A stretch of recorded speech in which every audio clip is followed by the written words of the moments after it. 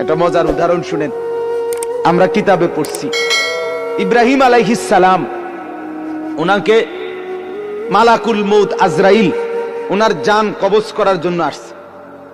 তা আসার পরে আজরাইল জি বলছে, হে আল্লাহর নবী ইব্রাহিম, আমি আসছি আপনার জান কবজ করতে, আপনি যাবেন? ইব্রাহিম আলাইহিস সালাম তখন মালাকুল মউত আজরাইলকে বলছে, আজরাইল কি বললা এটা? আচ্ছা তুমি আল্লাহকে একটা কথা জিজ্ঞেস করো, গিয়া যাও, একটা প্রশ্ন আমার। বলছে কি বলেন? তখন ইব্রাহিম আলাইহিস সালাম বলছে, আল্লাহকে তুমি গিয়া বলো, আয়াকবিজুল খলিলু রূহা খলিলিহি, কয় বন্ধু আরেক বন্ধুর কি জান কবজ করে? বন্ধু কি বন্ধুরে মাইরা ফেলে? কসাইডে কইতে কম, মানে আমি না আল্লাহর বন্ধু, তা বন্ধু কেমনে বন্ধুর মাইরা লায়? এটা কেমন কথা?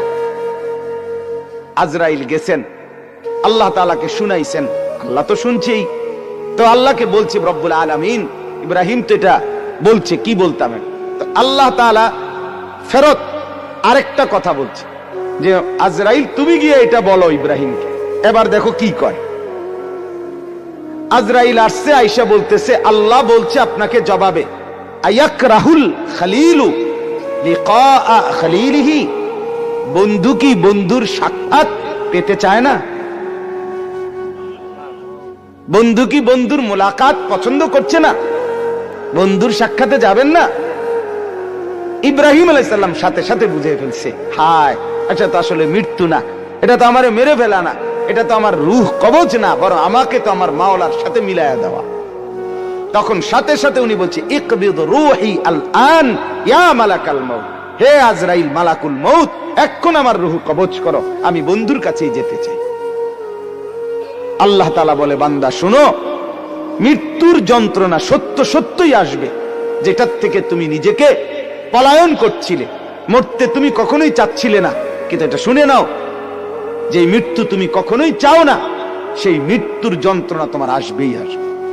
সাকরাতুল মউত, হাত্তাকে এমনকি আল্লাহর নবী সাল্লাল্লাহু আলাইহি সাল্লাম পর্যন্ত ইন্তেকালের পূর্বে নবীজি হাদিসে স্পষ্ট আছে, আম্মা জান আয়েশা বলছেন, নবীজি সাল্লাল্লাহু আলাইহি সাল্লাম একটা বাটির মধ্যে পানি দিছে, আর নিজের পবিত্র ডান হাত মোবারক দিয়ে হাত দিয়া এই বাটির পানির মধ্যে চুবাইতেছিলেন, আর কপালের ঘাম মুছতেছিলেন নবীজি, আর বলতেছিলেন, লা ইলাহা ইল্লাল্লাহ ইন্না লিল মাউতি সাকারাত, আল্লাহ আপনি ছাড়া আর কোনো ইলাহ নাই, আহা মৃত্যুর তো বড়ই যন্ত্রণা।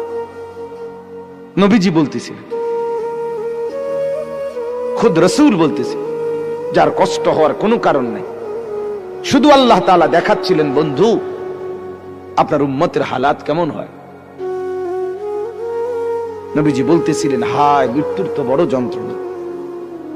হযরত ফাতেমা রাদিয়াল্লাহু তাআলা আনহা, ওই হাদিসে আছে, ফাতেমা রাদিয়াল্লাহু তাআলা আনহা তখন কাঁদতেছিলেন, নবীজির মেয়ে, আর কাঁদতে কাঁদতে বলতেছিলেন, ওয়া কারাবাহ ইয়া আবাতা, আরবীয় আফসোসের বাক্য, হায় আমার আব্বা, না জানি আপনার কি কষ্ট হচ্ছে।